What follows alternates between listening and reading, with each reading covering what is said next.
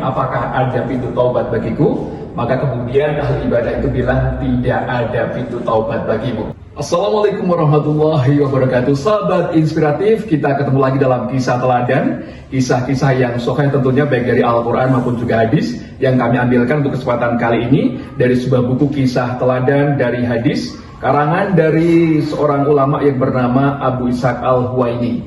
Dan kesempatan kali ini saya akan bercerita berkaitan dengan tobatnya pembunuh 99 jiwa. Ya, kita mulai saja.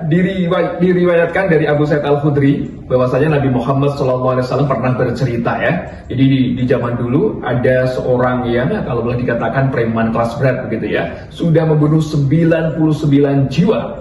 Dan kemudian dia menemui seorang rahib atau ahli ibadah, dan kemudian dia bertanya, apakah ada pintu taubat bagiku? Maka kemudian ahli ibadah itu bilang, tidak ada pintu taubat bagimu. Akhirnya kemudian orang tersebut pun dibunuh. Jadi lengkaplah menjadi 100 orang yang dia bunuh. Dan kemudian dia berjalan lagi dan ditunjuki seorang yang ahli ilmu, yang betul-betul sudah mendalam ilmunya. Dan kemudian dia juga bercerita, saya sudah membunuh 100 orang. Apakah taubat saya diterima? Maka orang alim tersebut menjawab, antara dirimu dan tobatmu tidak ada penghalang. Insya Allah tobatmu akan diterima oleh Allah Subhanahu wa Ta'ala. Akan tetapi berjalanlah kamu dari lingkungan yang jelek menuju ke lingkungan yang baik ya. Dari sesuatu yang kurang pas menjadi yang pas ya. Dari A ke B lah begitu misalkan. Makanya kemudian dia berjalan dari lingkungan yang tidak baik menuju ke lingkungan yang baik ya. Boleh dikatakan apa? Hijrah ya barangkali ya. Nah kemudian dia berjalan. Ternyata di tengah perjalanan Allah mencabut nyawanya. Dia meninggal dunia.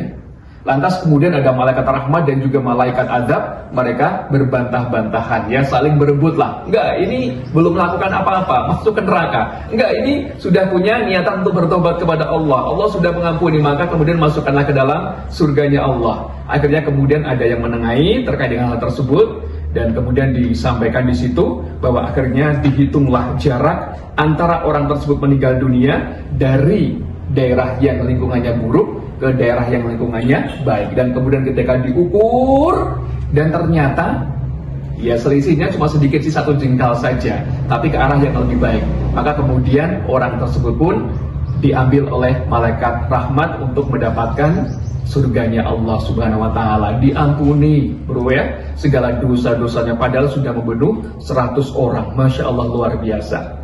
Oleh karena itu Allah adalah Maha Pengasih, Maha Penyayang, Maha Penerima taubat bagi hamba-hambanya. Sebesar apapun dosa yang kita lakukan, jangan kemudian kita merasa bosan untuk senantiasa bertaubat kepada Allah. Karena Allah Maha Penerima taubat bagi hamba-hambanya.